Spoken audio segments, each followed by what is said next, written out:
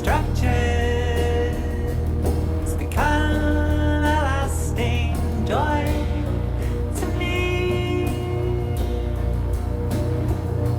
I lose the beat path when the storms come, just grit and dirt.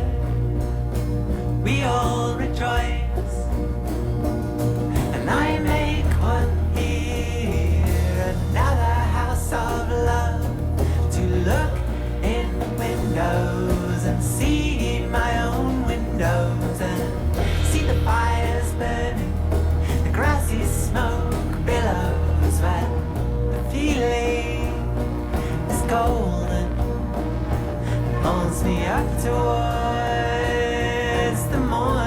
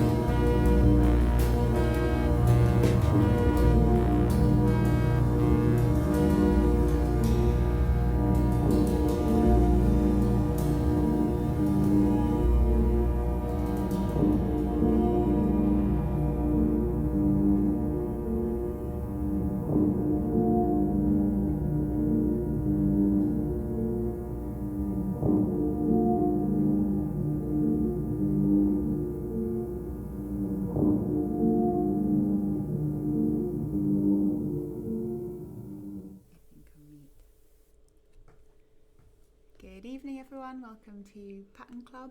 I'm Lucy, and I'm here tonight with Alex, and we have a very special guest who I'm not going to introduce just yet, but I will introduce momentarily.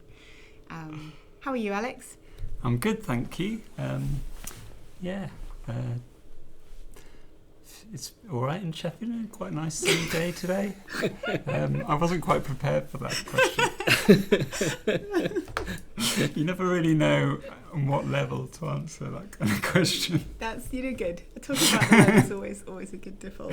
I just sort of panicked and didn't really know what to say. I thought we should talk about the tracks I just played. So we were just listening to The Silver Field with Salt Light from her recent release, which I've got but temporarily forgotten the name of. Sing High, Sing Low, which is on Crossnest Records, which I've been really enjoying recently. And before that, we had Church Andrews and Matt Davies performing their tune Shepherd live, which I think is so named for the use of shepherd tones. Oh, was there? I in wasn't the paying track. attention. So that was. I think that's from their upcoming release, a 2-track release, Aquila. Aquila means eagle, right? I didn't know I that. think. Maybe Good not. Fact. Could be an incorrect fact. Pseudo fact. Disinformation on the internet. Yeah, that's what I stand for.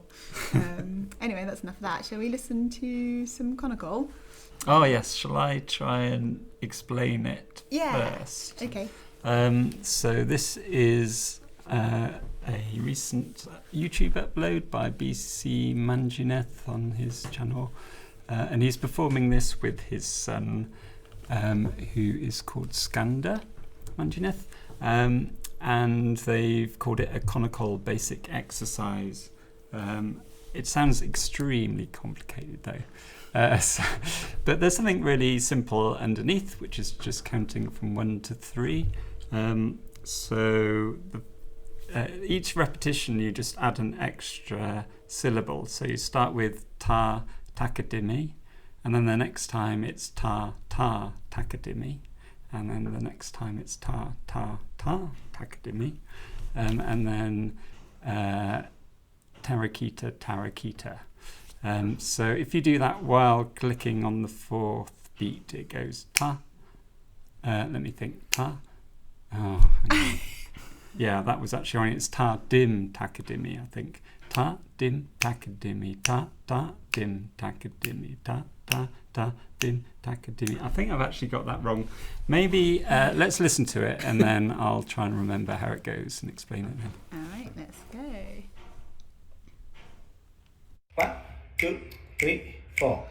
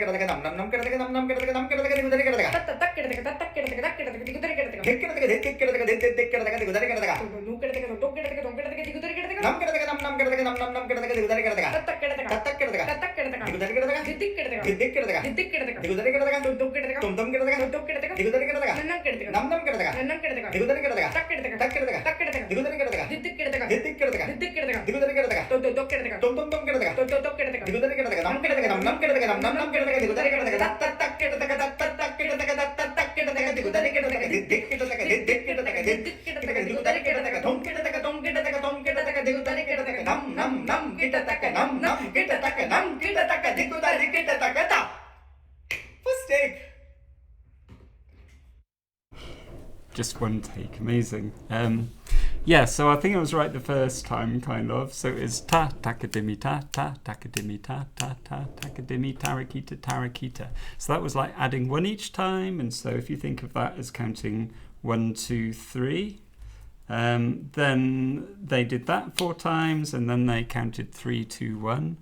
And then did that 4 times, but then they counted 3, 3, 3, then 2, 2, 2, then 1, 1, 1. Or the other way around. And then, yeah, so basically just rearranging these syllables in different patterns and doing it incredibly fast. And so you end up with this thing really kind of, I don't know, it feels like they're going up and down in all kinds of different ways at once. I would also, I mean, this is a radio show, but I would also recommend watching the video. Yeah. It's very sweet to see the interactions between them while they're performing as well. It's really nice. Yeah, great recommendation. Nice one, Alex. So I think 1, 2, and 3 are prime numbers. I hope I haven't got that wrong. We have got someone who can help us with that. I think it's debatable, right? Is 1 1? Is 2 1? I don't know. Anyway, that's my poor maths, but it's fine because I'm talking about prime numbers because I want to play some prime number related music before we introduce our guests. So this is Relations Between Primes by Martin Clifford.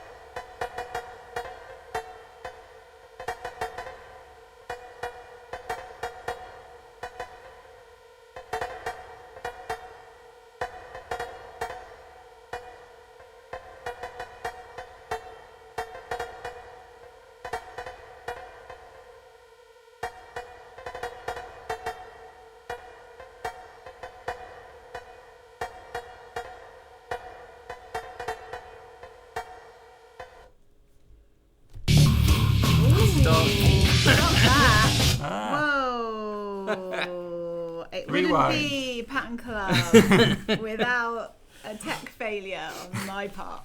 So sorry about that. We've just been listening to Relations Between Primes by Martin Clifford, and we're lucky enough to have Martin Clifford's alter ego, Charlie Potter, in the studio with us tonight. Hello, Charlie. Welcome. Hello.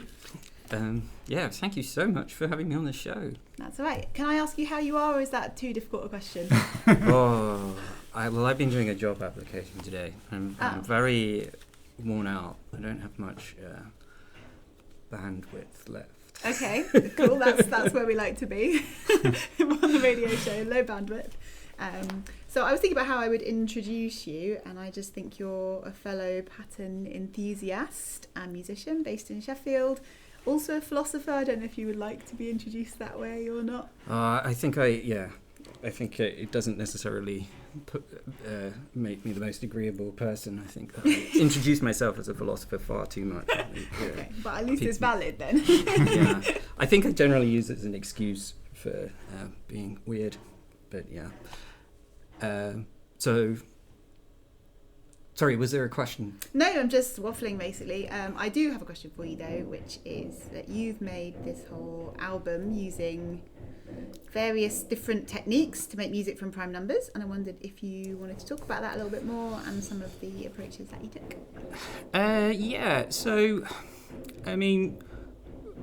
So some of these are more kind of processy than others. Maybe it'll help if I just talk about this first one.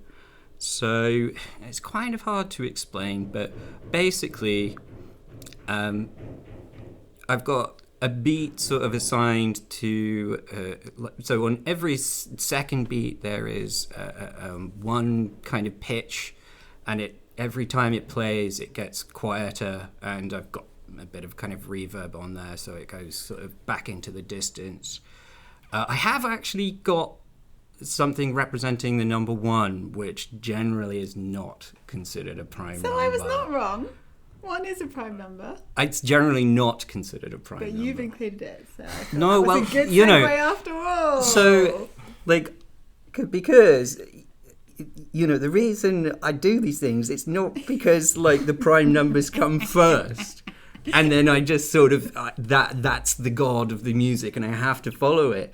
It's just, I do the thing that I want to hear. And because I'm obsessed with prime numbers, it always involves prime numbers. And I think that's a good way of explaining this music. I was slightly nervous about playing this stuff on the radio because it's on the show, because it's stuff, I really make it out of compulsion.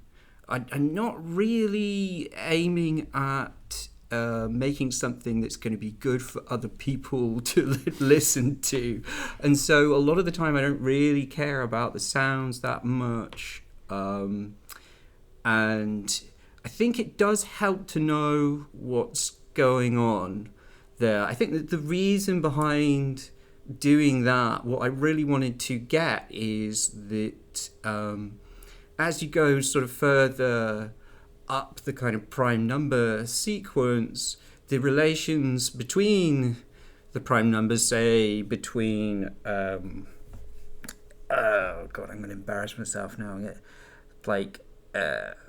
What's the next 41 and 43, for example, they're almost going to be kind of phasing,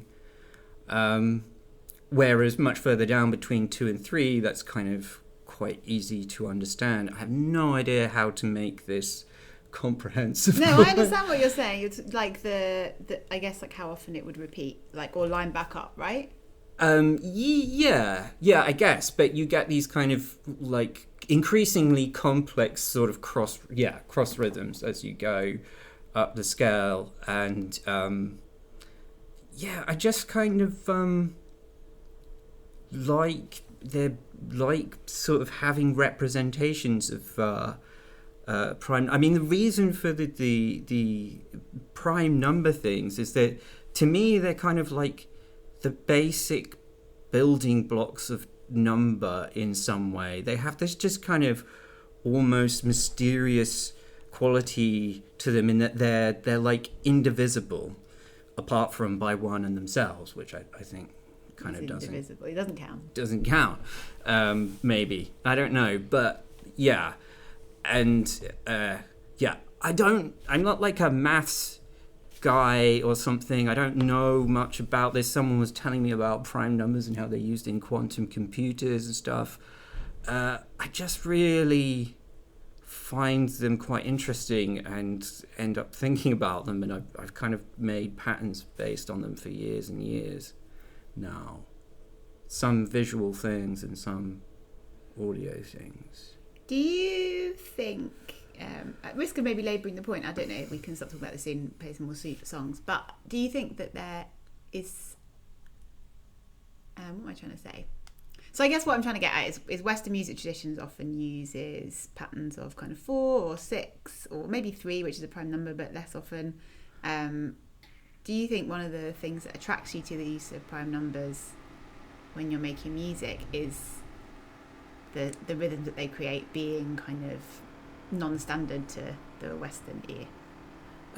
Yeah, definitely. I think that is an attraction. But I think also because they have this kind of, I don't know, just the way that I think about them is these sort of building blocks. Like, it's the sort of quickest, easiest way to sort of, even if you want to have a pattern with lots of factors in it. So like I often write music with 30 beat bars, because there you can divide it by 2, 3, 5, 6, 10, 15, 30. And so just from timesing 2 times 3, 5, and then another 2 in there. It's like the quickest, easiest way of coming up with a kind of an interesting structure. Very nice. Nice. So, you've brought some stuff into play. Yeah. I don't know if you want to just take it away with that, if you want to talk about anything, or just play and then talk, so, or whatever you feel like. I tried to think of, there's lots of stuff that I like to play, but I thought that this was very, where is it gone? I can't find it now. Maybe, here we go. Well, maybe I just play it and then explain it? Or? Yeah, sounds good. Okay.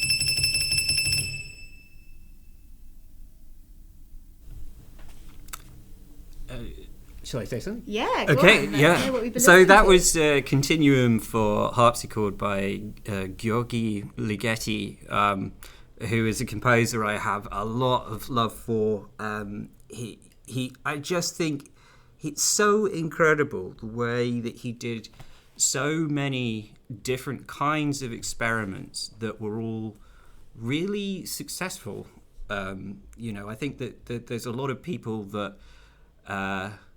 will try out kind of ideas, and like with the stuff that I was playing earlier, like I was saying, I don't really worry that much about it sounding good, but Ligeti throughout his career seemed to just amazingly just try out all of these things, and it sound really, really good as well, which I think is incredible. So that's one reason for playing it. Another reason for playing it is seemed quite suitable, very sort of patterny and kind of cyclic. And finally, so something that I particularly like about this piece. Oh, by the way, it's really worth having. This is another one that's worth having a watch of online. Just the sheer strain it puts on the performer is kind of a bit cruel, but it's pretty amazing. I was really enjoying the sound of the frantic key presses. Yeah. You just sort of it must be really bad for arthritis or something. The way that they have to do this kind of twisty hand thing, but. So what I kind of like about this, one of the things I like about this piece, and it's kind of related to something I'm going to play next, is that maybe it doesn't come out in this performance as well as it could do, but certainly it starts off really, really frantic, and it is really frantic in places. But I think there's also a way of listening to it that you get these quite sort of slow chord changes. And I think a lot of the music that I really like is this kind of thing where something can be really kind of frantic at one time, and but sort of slowly turn into this kind of ocean of kind of noise at the same time. And I like that, just that kind of boundary between those two things. Does that make sense? Am I making sense? Yeah, it's almost a bit like kind of granular synthesis or something. I was you could zoom in and really listen to the individual hits, or you can kind of, especially when music's really repetitive as well, I think over time you can almost tune out a little bit from the detail and pick up some of those longer and slower transitions that are happening.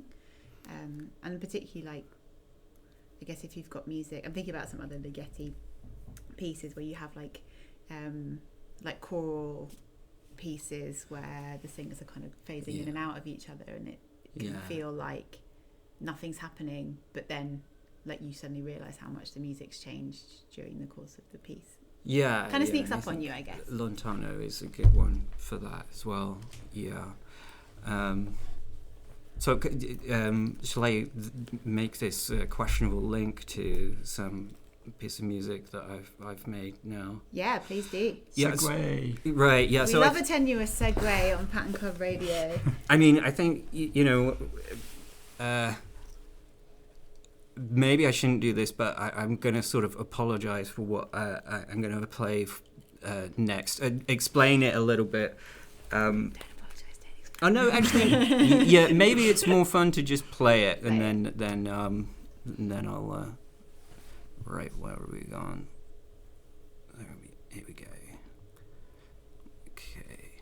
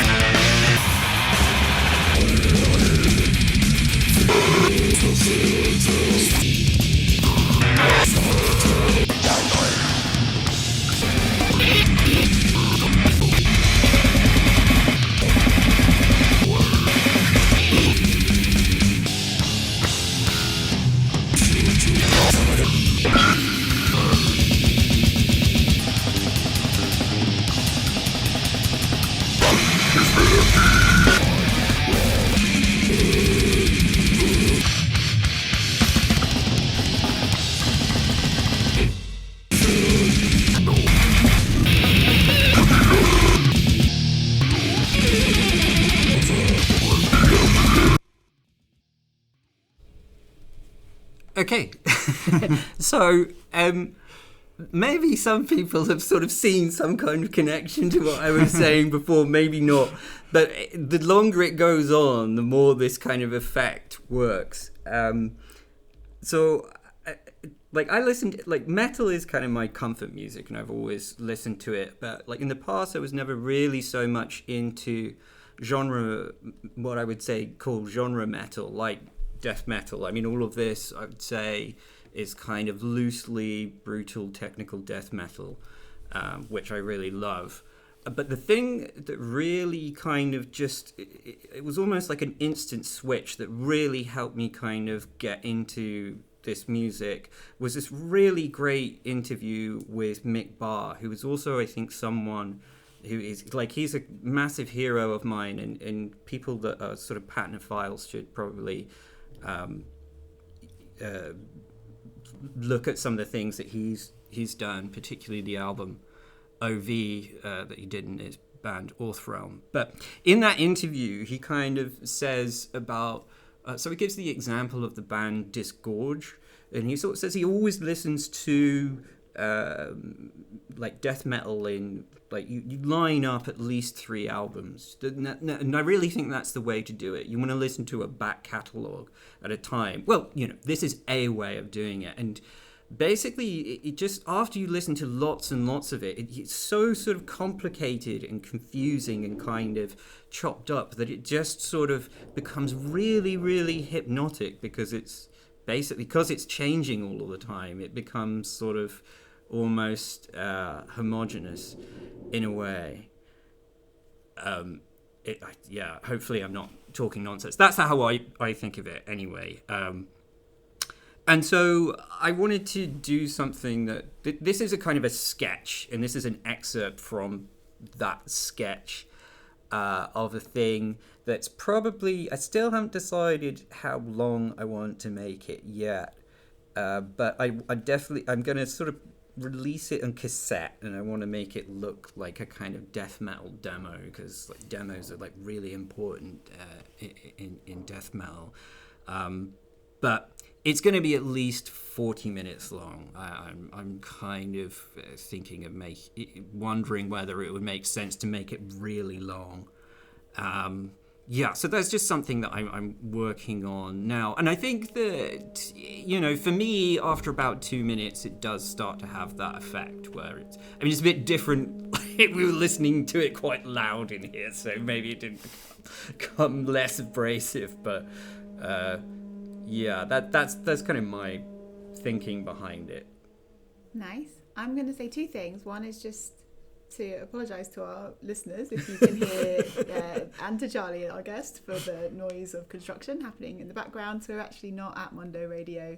We're doing a pre-record in our new Alpaca Lab studio, but they are doing some DIY to build more studios, I think, Alex. Yeah. So if you're interested in being our neighbours, get in touch with Creative Arts Development Space, also known as CADS. Maybe you can get one of those studios. Yeah, maybe be less noisy than us, or if we're listening to chopped up brutal technical death metal for 45 minutes or longer at a time, you might not want to be in the studio next to us. I don't know. So I like metal a lot. I'm not like a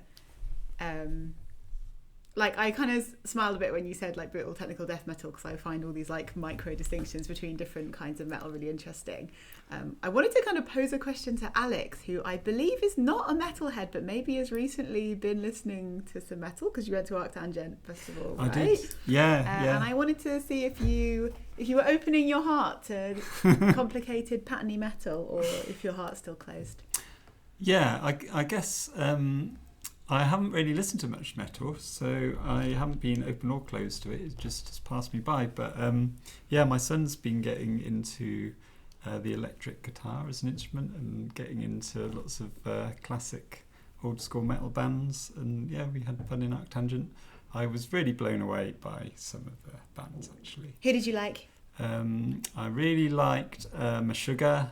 Right. Super Yeah. Patney. Right. We Yeah. should play some Meshuggah on the Yeah, show, that makes actually. sense. Every Yeah. week I'm like, or every month I'm like, Where's maybe Meshuggah? Yeah. I'll play some Yeah. Meshuggah. But They are I haven't really got good there yet. live as Just well. They're incredible, yeah. very, very confident. And, Yeah, and the light show was so tightly synced, or vice versa. Right.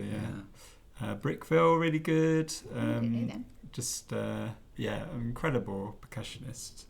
And who was the Japanese? Psy. Psy. Yeah. Yeah, Okay. I love Psy. Right. They're Yeah, like they one were of my very OG theatrical. fave bands. Right. Yeah, they obviously been going a long time, and now they've got some kids involved. Just like very young girls, really kind of headbanging like crazy, with blood pouring everywhere. It's great fun. Yeah, I'm into metal now, and Arctangent was really fun as well. Right. That's nice little festival. Nice. I also like algorithmic metal. I'm in an algorithmic sort of metal and noise band. And I also found recently, I can't remember what it's called. What's your band called? True Yorkshire Cult Ensemble. We don't, well, I always used to say we don't play many gigs, but we've just played loads of gigs this year. We're playing at Gut Level. I actually can't remember where it is. I think at Gut Level on the 17th of October. I should know where my own gigs are, but Loz, the other person in my band, organises all the shows, so I've got no idea what's going on. I just show up when I'm told, which is nice, but also a bit neglectful of me. I was also going to mention there's some really nice, like, algorithmically generated, like, neural net black metal. What's it called?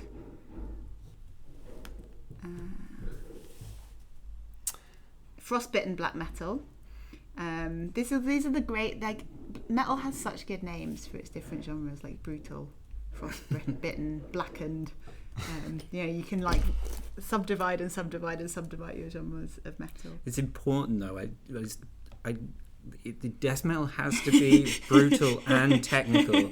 The technical stuff is just not visceral enough. Right. The pure brutal stuff is boring. It has to be brutal, technical death metal.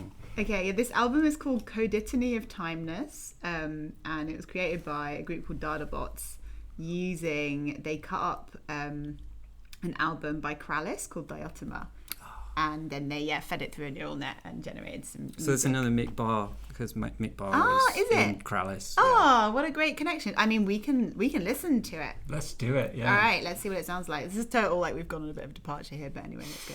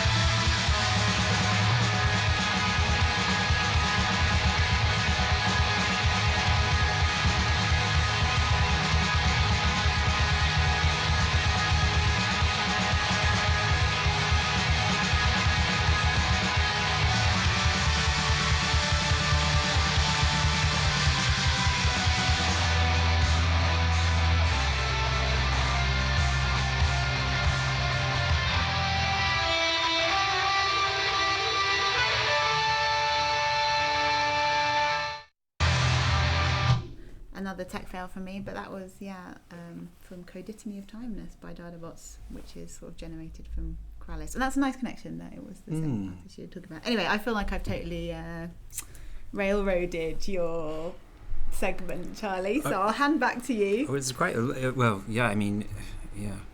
if you want more of my nonsense, then I have plenty more of it. Please play us more. Can I play some Conlon and Caro? Yeah. We played some Conlon and Caro. Oh, really? Yeah, that's okay. What are you going to play? We played it was a while ago. We can play more. I don't. It was going to kind of. It was study number 5, which is the classic. Yeah, that's I think what we played. We actually had it as a request from my friend, who then didn't listen to the radio show, which I'm still salty about. So Will, if you're listening, I don't know. Well, maybe I should play something that's prime numbery, but maybe a bit more kind of obviously musical. What are you saying about Conlon Nankoro? That it's not obviously musical? I think it's very, very musical. Yeah, no. I don't know. I don't want to be the guy that plays a song that's sort of been played on the show. Well, if anyone hasn't heard it, then pause this now and then let's play it. Study number 5. Okay. I just felt it's lovely. I never tire of it. Yeah. Sorry.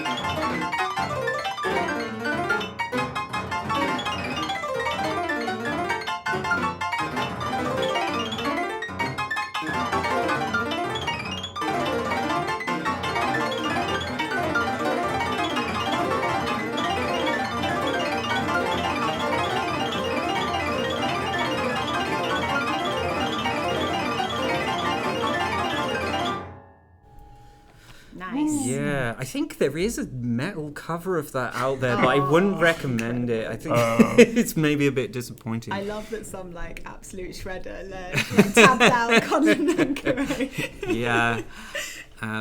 Obviously, have a both him and Ligeti. It would be really horrible for me to find out that they were awful people or something. I feel. Let's not look into it. I feel a lot of affection for them. There's this nice story about how he went to Mexico to sort of fly over and to help the Spanish resistance, and America wouldn't let him back in.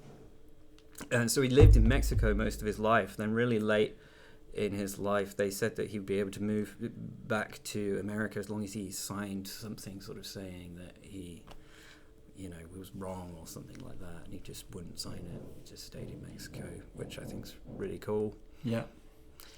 I think Ligeti was an Ankaro fan as well, right? Yes. That's right, I think. Very much so, yeah. And slightly plucked him from obscurity.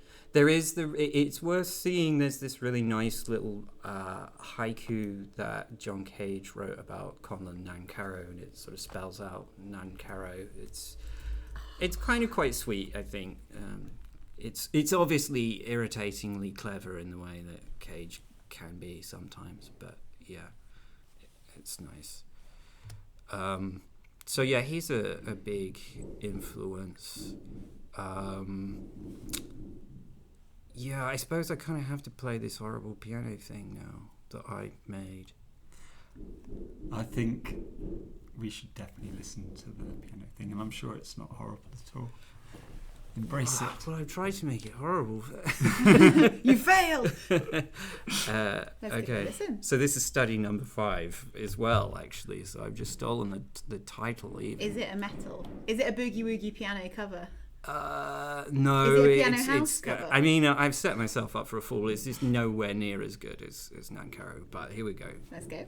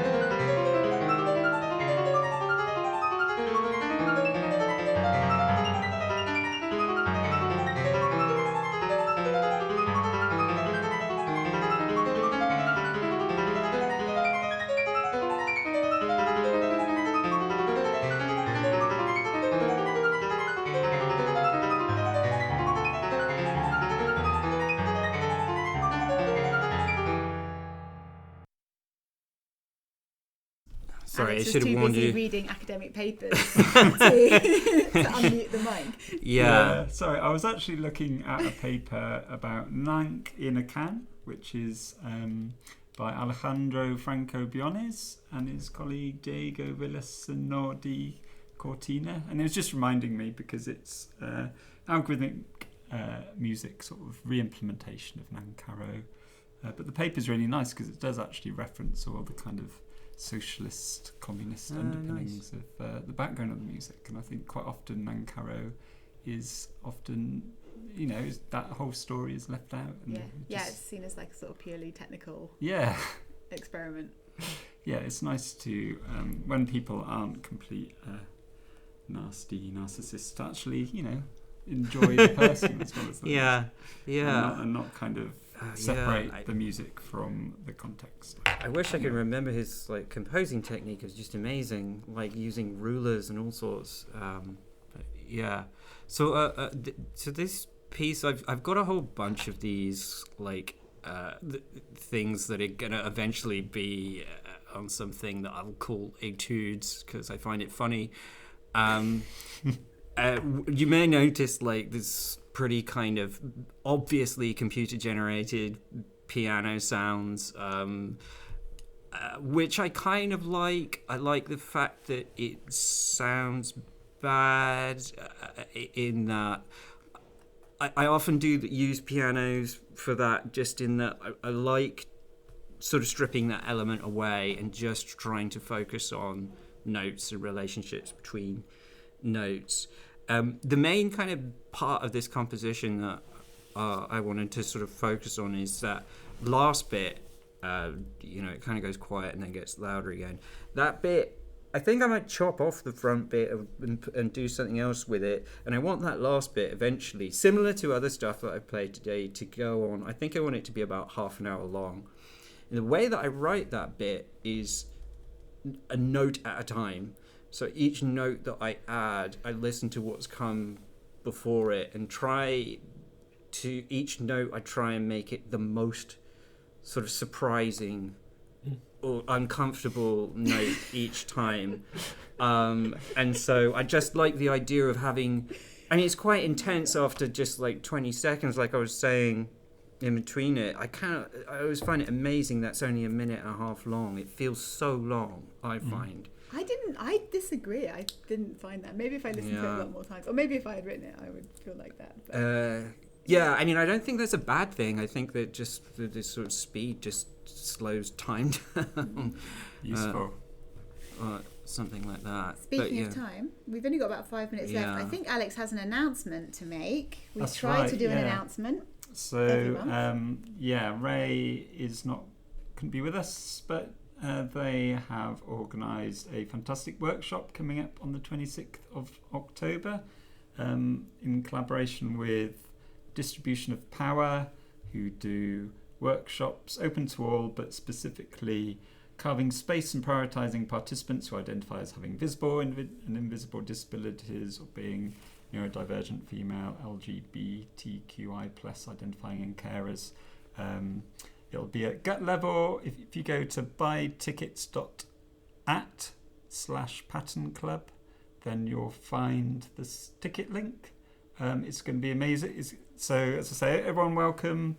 And you need to buy tickets, but there's some free ones available. It'll be introducing hands-on exploring synthesizers suitable for total beginners, as well as people who want to bring their own synths along. We really want to get all kinds of people coming along and having fun.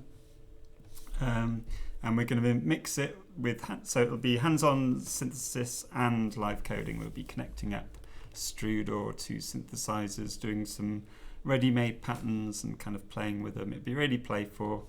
It's hard to kind of explain how beginner-friendly this is going to be, because when you start using saying things like modular synthesis and live coding and algorithmic music, but it will be super good. And meeting Zara, one of the organisers behind Distribution of Power, who've done amazing workshops all over the place, has been great. And so come along if you're interested, please do. Yeah, I'm very excited about it. I think it'll be a very nice announcement over.